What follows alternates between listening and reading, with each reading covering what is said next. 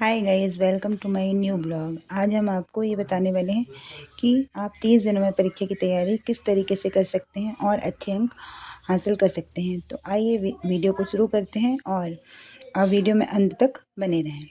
तो पहला पॉइंट है, आप जो भी पढ़ें उसे समझ समझ कर पढ़ें।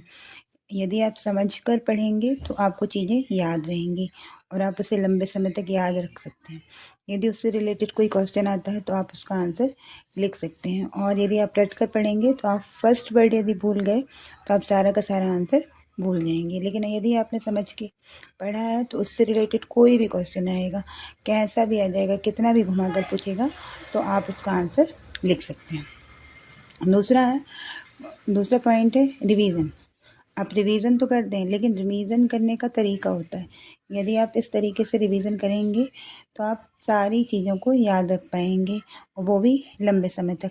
जैसे कि आपने कोई क्वेश्चन पढ़ा, आप उसे थोड़ी देर के बाद फिर से पढ़ें, फिर उसे कुछ घंटे बाद फिर से पढ़ें, और फिर उसके बाद कुछ दिनों के बाद उसे फिर से रिवाइज़ करें। तो ऐसा करने से आपको वो क्वेश्चन लंबे समय तक याद रहेगा और आप उसे परीक्षा में लिख भी पाएंगे और आपको डर भी नहीं लगेगा। थर्ड पॉइंट है, आप कुछ भी पढ़ते हैं तो उसके आप शॉर्ट नोट्स बनाएं।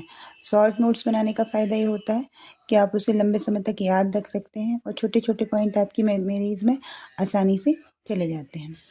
नंबर 4 है, आप फ्लो चार्ट बनाएं। जो भी पढ़ते हैं आप उसका आप यदि फ्लो चार्ट बनाते हैं तो फ्लो चार्ट आपको याद करने में आसान भी लगता है और परीक्षा में लिखना भी आसान होता है। जैसे मान लो आपके पास कम समय बचा है, आपके पास क्वेश्चन लिखने के लिए समय ही नहीं है, लेकिन आपको लिखना है, तो आप फ्लो चार्ट बना के फटाफट उस क्वेश्चन का आंसर लिख सकते हैं। इससे आपको मार्क्स भी मिल जाएंगे और आपका क्वेश्चन भी नहीं छूटेगा।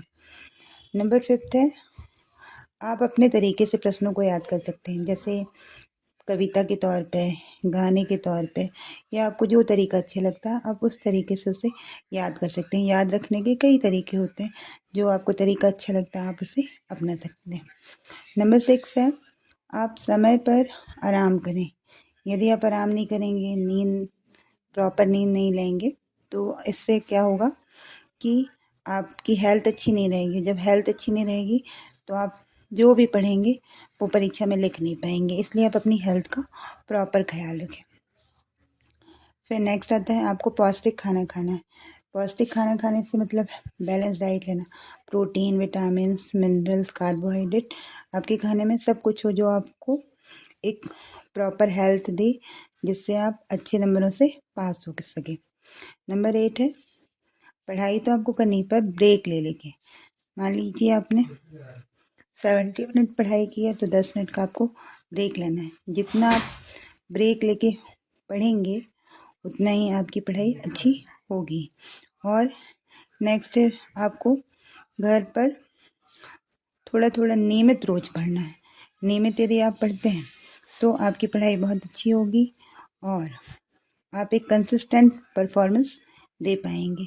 जैसे आपने थोड़ा पढ़ा, फिर 4 दिन के बाद नहीं पढ़ा, फिर पढ़ा, तो इससे क्या होगा कि आपकी पढ़ाई रेगुलर नहीं रहेगी। तो इससे बहुत फ़र्क पड़ता है। यदि आप कंसिस्टेंट हैं तो आप बहुत आगे बढ़ सकते हैं। फिर नेक्स्ट है, आपको अपने माइंड को मैनेज।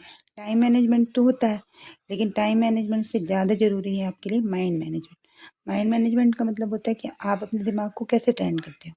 कि आपको सुबह 4 बजे उठना है, 4 बजे उठ के इतने क्वेश्चन पढ़ने हैं, इस विषय कितने क्वेश्चन पढ़ने हैं, इस विषय कितने क्वेश्चन।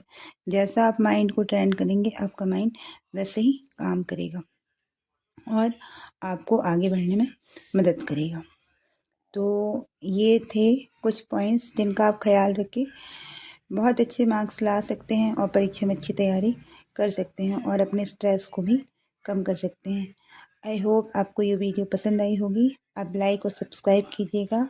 तब मिलते हैं फिर नेक्स्ट वीडियो में। तब तक के लिए टेक केयर।